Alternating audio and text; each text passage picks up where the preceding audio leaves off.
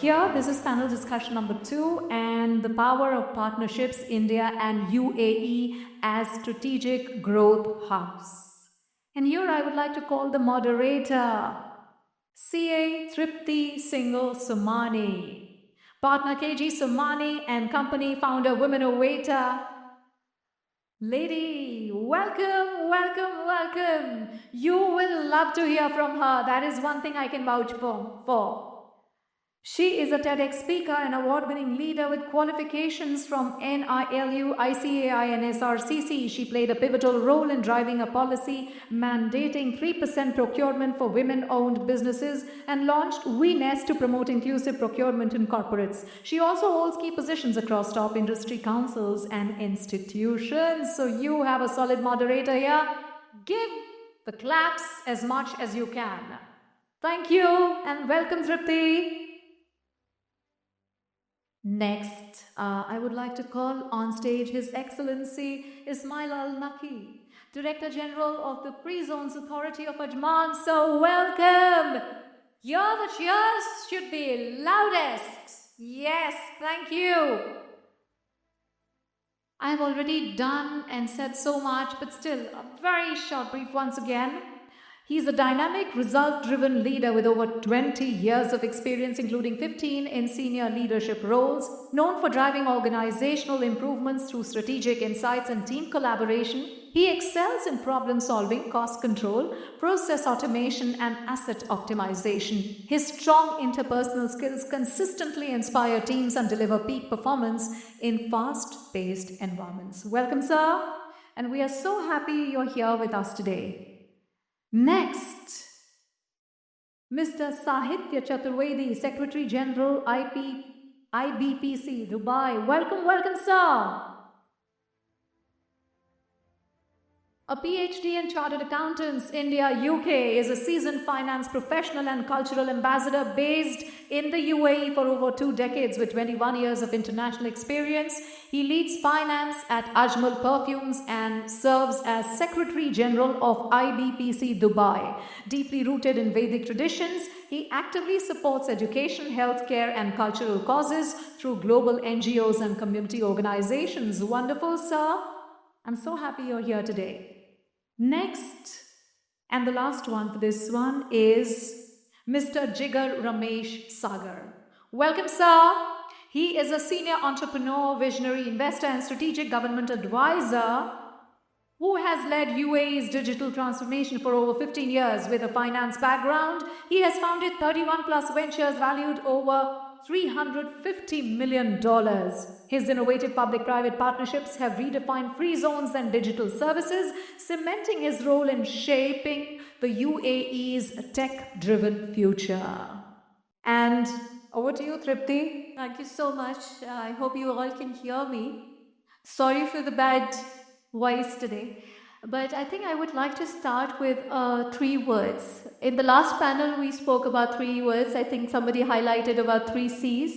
And I would like to start with 3 C's too. But this time, it's more closer to you. Community, collaboration, and consistency. I think today's initiative of Economic Times in association with Women Waiter and other partners majorly reflects consistency in their efforts, a community which is sitting right here with us, and of course, collaboration. So I think whatever we're planning to do in our life, these 3 C's definitely reflect all of you sitting here. And that's why we are here, to talk about different initiatives UAE and Indian counterparts can explore. And I'm sure with our amazing panel today, you will gain some amazing insight.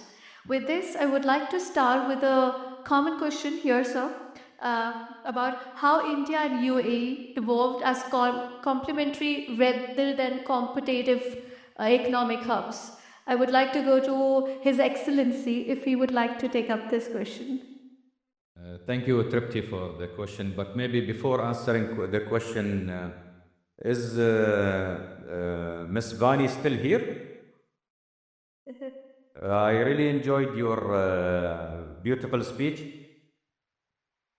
And maybe the Burj will be talking back to you now. I'll make a small announcement. Gulf News is one of the biggest women advocate in the UAE. And collectively with Gulf News, I've done a lot of work in this regard. Maybe I'll put them on the hotspot now. So they'll sponsor your license with Ajman Media City, and I'll issue the license for you. So we'll build a strong bond for you, free of cost. Wow, that's amazing. And we have Tina here with us. So your license is on us. Okay, and we'd love to see you more here in the UAE.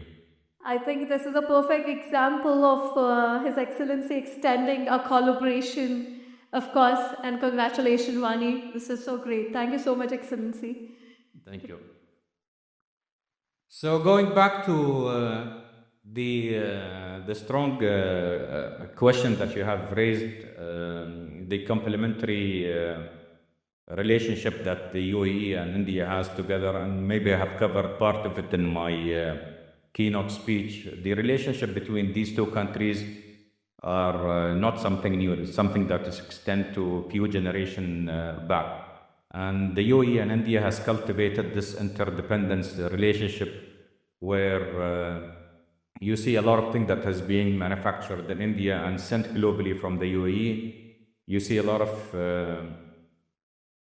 business travel from India to UAE. I mean, if you look at on a daily basis, there are over 77 flights between India and the United Arab Emirates. And interestingly, yesterday I had the Indian Council visiting me in my office, and he said something which is quite interesting, but it resembles the reality.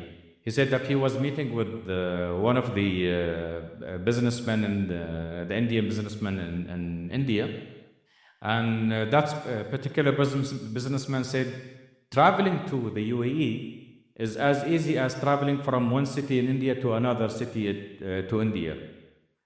That's true. That's so true.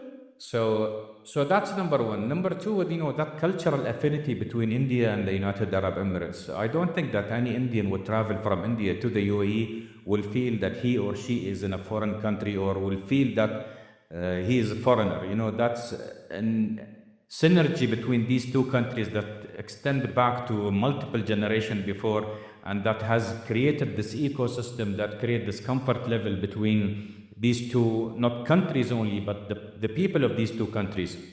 The other thing, most of the people in the UAE speak Indian. I speak Urdu, and so it's that just that triggers how close are these two nations together. The ease of access of getting the talent here, especially a very good Indian talent, getting them into the UAE is a major advantage. And one of the challenges that also the UAE eliminates or addresses for the Indian businesses is that elimination or reduction of employee attrition. Human capital is something that is very important, that fuels the growth of the future of any company. But retaining them is something very important. And one of the major advantages that you have within the UAE is that you have that stable workforce within your organization. So these are complementing factors that are built up over the legacy and over the foundation that these two nations have cemented for each other. And I can talk for hours and hours, but I'll leave the time for my fellow panelists here to address it from their own perspective. Thank you so much, His Excellency. I think I would like to compliment when we were talking to each other when you arrived, is also what I would like to highlight, which you shared, is how your office is so diversified. And specifically when we talk about DEI, ESG goals, and how you explained us that I would love you to add on here how you have maintained almost, you told me that 51% is women employees. I think as India is, and our counterpart speakers actually spoke about, that now we have in India a rule that every company has to have one woman director. In addition, I think I would like to share that in 2018, a woman waiter came together with expert and suggested a policy called 3% procurement policy, which is that every government organization will buy from women-owned business. And today, the number in INR, I can tell you, is almost 4,583 crores being bought from women-owned business. So one policy could make that change. So I think I just wanted to highlight that in India also, we are working hard to bring our women make money equally. So with this, I would like to go to our next speaker, Mr. Sahitya Chaturvedi, sir. Sir, I would like to understand from you what financial structuring opportunity, because a lot of Indians are sitting here who have already come to Dubai, but a lot of aspirant Indians who want to set up. Can business leverage when they're setting up an operation in India, in UAE from India? Understand, yeah. First of all, my appreciation, my regards to Your Excellency and the way you presented the keynotes, and then today that you opened the dialogue about the relations between the UAE and India. And as rightfully you asked the question, I will first compliment or echo my sound with the thought that a relationship. I'm recollecting the time Dubai Expo, the World Expo took place over here. At that time, we started preparing for a free trade agreement. And the leadership of UAE came forward and they mentioned that it's not just a trade, it's about the relation, it's a partnership. And it's not one trade only. We can get entered into a comprehensive partnership agreement, which is not for a year or so, which is a long term, and we entered into an agreement, comprehensive economic partnership agreement, that is called the CEPA. CEPA was signed in Feb 2022 now, and got into implementation in May 2022. Now we have completed 3 years of that. And that's where I will come on the topic what you mentioned about the financial restructuring or the structuring. In India, with due respect, there are the good compliances, a well-matured, having a legacy of hundreds of years. The chartered accountancy, if we start in Britain, England and Wales, the chartered accountancy started in 1830. And fortunately, I am member of Chartered Accountants Institute of England and Wales as well from India. India it started 1949. Mean to say, there are in the legacy of the fiscal laws, and those give the lead as well as the constraints are there, because the legal laws are with the amendments, not the new laws, wherein UAE is a hub for the world, from where 80% population you can cover entire world within 8 hours. From this place, DIFC is one of the institution.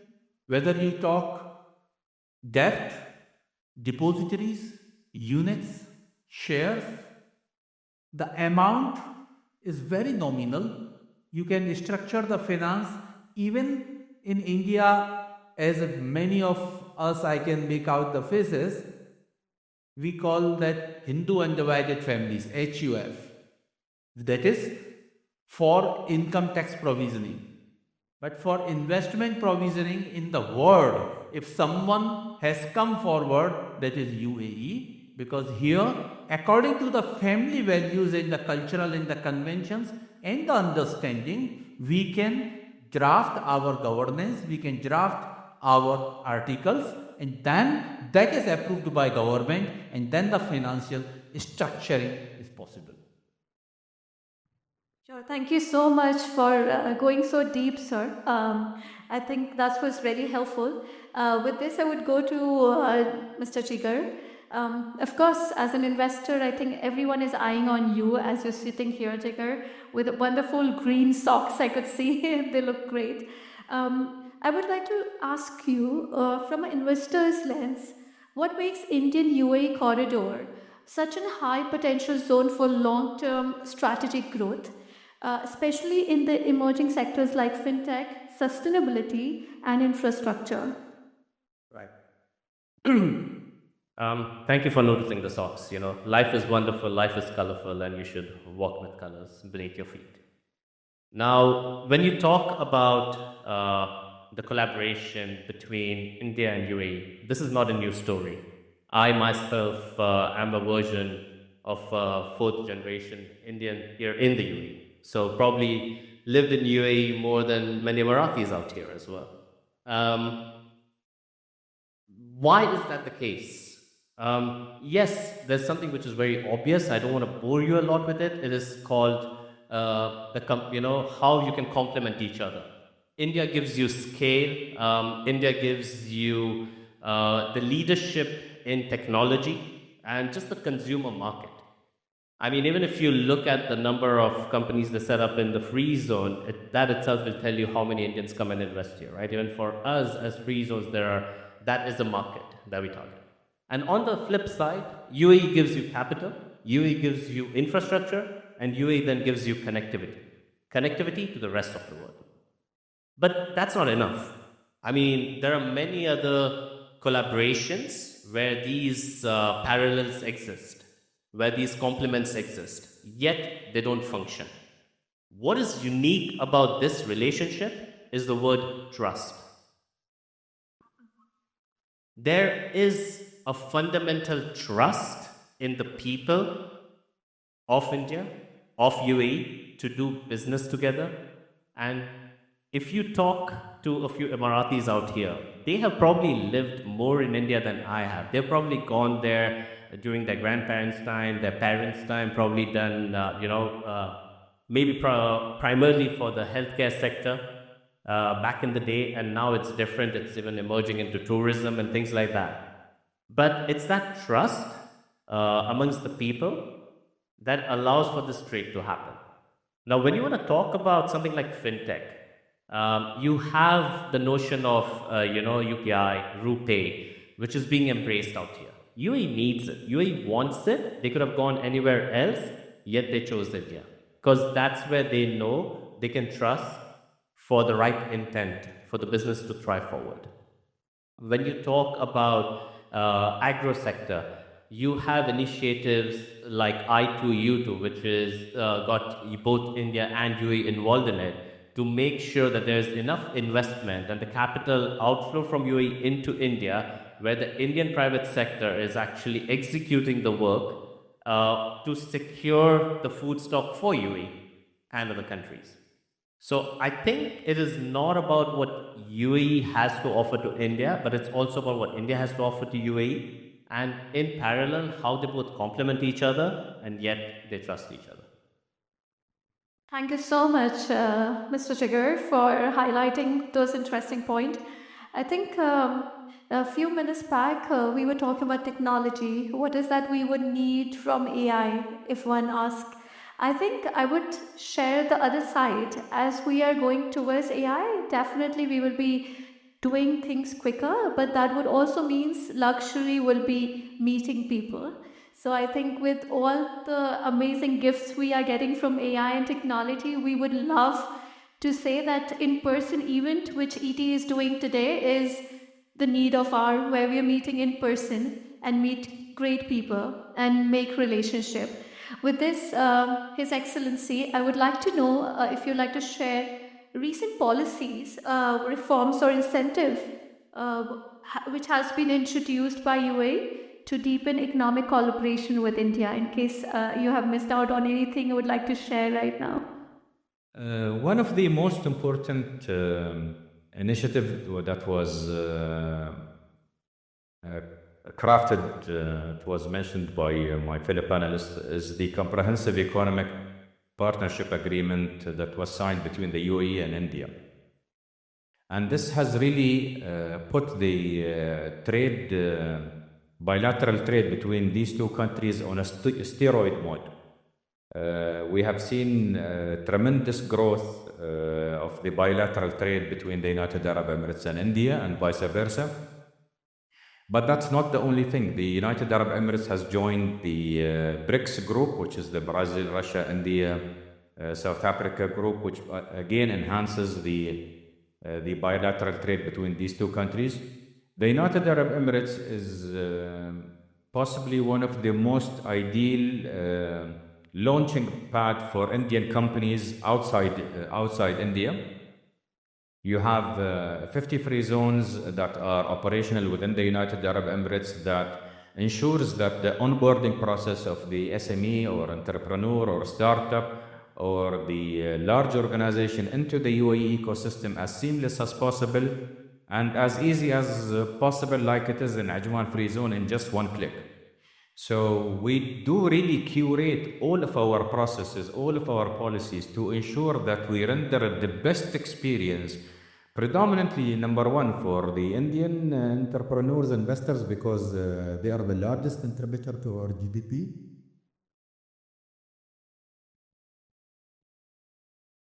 And there are, and this basically again is a translation of the relationship between our leadership in this country and the leadership in India. They hold a very high regard to each other, and they translate this through a positive impact that brings positive impact to both countries. Also, there is synchronization in the currency between India and the UAE, where there is a stabilization in the currency, and then there is a lot of the financial pairs where you do clearing of currencies here in the UAE and India in a very seamless fashion. So all of these are positive incentives that ensures that the businesses thrive in a seamless way. You see, businesses in general, what do they need? The business needs a pathway that is paved without any speed bump. So they need to, we don't want to confine or contain their direction.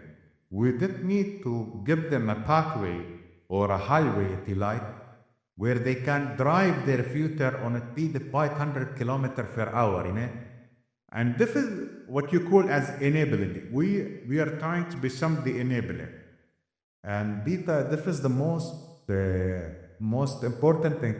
And as Jigar has, when Bidar he knows Yetel the garden more than my pulp, no, he is the true example, بس تتصل الانتربرنور هو تعتقد and from this country is the breed and to do it not unilaterally, so and what we have the most important thing is that we are in a happy, we are on a continuous map in a evolving of repairing that the view this and think of the business in order to create a protocol. I believe that and this answer when I then about to get it done to 5 years ago,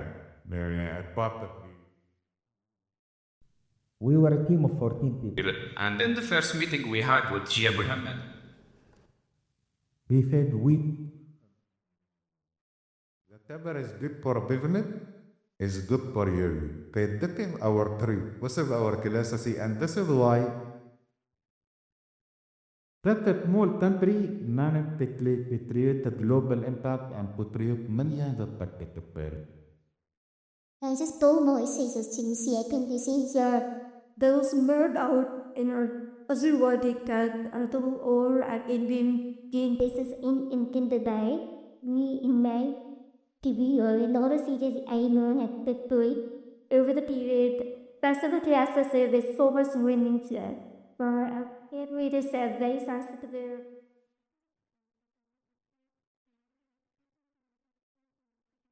In UAE is commendable. With this, as we could see our time up, but I would like to quickly go on another two panelists and take another 30 seconds to close this panel. ESG, of course, is the buzzword, sir, and you have been working and shaping investment decision. And as we are speaking, some of us, I work with my friend here sitting in a red coat, Akansha. We know that ESG has become like a brand word also. People are working on ESG and putting that as a brand marketing strategy. What are your views on it when it comes to investment decision in India, Dubai, UAE corridors? It is a topic not for the minutes, but it is a topic for the days to talk. Yeah. And I'm so blessed that I was talking to a moderator who herself is in this street and in this profession. Uh, Dubai COP28, when we celebrated here, our Prime Minister, Mr. Narendra Modi, came here. Very immediately, the Indian Business and Professional Council organized a program where the SMEs and the retail organizations can come forward towards the sustainability. I'm happy that one of the keynote speaker, Mr. Adil Martin, is within us in the same forum today, who heads the VTEL Center for Sustainability. The ESG is not a view, it is a requirement. It has become mandatory now, and we as chartered accountants also have started the auditing. There is a carbon accounting now. Government has come forward to make sure that the listed companies are declaring their carbon credit, and it has been recommended to the private sector as well that they should, as per the GIIS standards, as in India where the SEBI has put forward the standards for the declaration as part of the audit report. Likewise, the companies here, the enterprises here, whoever is having 500 metric ton and more, they have to come down, make the major efforts, and that's how it is linked. As in the USA and the UK, it has already been linked as green finance, the financial rates, even the tax incentives will be, inshallah, we think so that will be provided once the ESG compliant and the net zeros are in place. Thank you so much, sir. I think this is a need of hour. Recently, definitely, I feel if corporates can be incentivized to achieve ESG goal, they will take it not just as a mandatory or a planned strategy, but also as real. Of course, when tax get exempted, they definitely get motivated. I'm not saying tax will be exempted, by the way. I am saying that tax incentives may be there. It is my forecast and the prediction. I think I'll quickly go to Jigar for to close this. So I have to be cautious because it is economic times. Yes. So this, Jigar, as we were talking, Chaturvedi sir and I, that right now, when we call about any sector, there is a technology bias, and being chartered accountant, we ourselves are so invested in audit technology, and of course, you're an investor. Would you like to give some insight of the emerging sectors? And specifically when it comes to UAE, people should keep an eye on if they want to invest or they want to be part of. Right. So I don't think UAE has the need or the requirement. I say internally is because we do not see India as an outside. We see it as a part of us. We are one. If you want to check your numbers, be it the demographics of this country in terms of the residents, be it in terms of the cultures, be it in terms of the restaurants, feel free. Walk out of here and you will understand why I believe that we are one. While I'm in India, I say I'm going to go visit the city next door and come back. While I'm here, I say I'm going to go visit the businesses in India and come back, right? We don't feel that we need to go out because we believe India is. But if you want to talk about what to invest, that sectors are truly spiking out here, that India and India's talent can break to is definitely technology.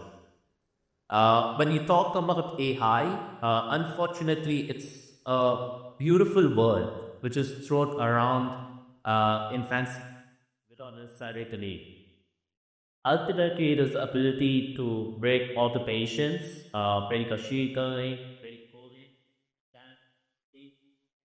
educational system has been able to have a robust ability to do it. The businesses out here, unfortunately, still probably live in a dinosaur era compared to where India lives when it comes to technology. You have UPI in India, you don't have it here. Well, now you do because it's an important technology. If you talk to any people from business world out here, their biggest peak point is going to be talent and then systems. And these are two great things India has been able to export. So I don't think we should get fixated about which industry to target. I think there is ample capital available at the UAE. Come here with a business idea, with a pitch that people out here would be willing to invest in, but be mindful. Do not create a business pitch which is for the UAE, because UAE has never built for UAE. Dubai airport is not just for the residents of UAE, it is for the global world. So when we do business out here, we do it for the global scale. So if you're going to come with a business pitch and invest with that, please come in with a mindset of being a global brand, a global identity, and leverage the fact that UAE gives you that connectivity. Right. Thank you so much, Jigar. With this, I thank all my panelists and PT for bringing all the leaders out here. Thank you so much. Thanks a lot.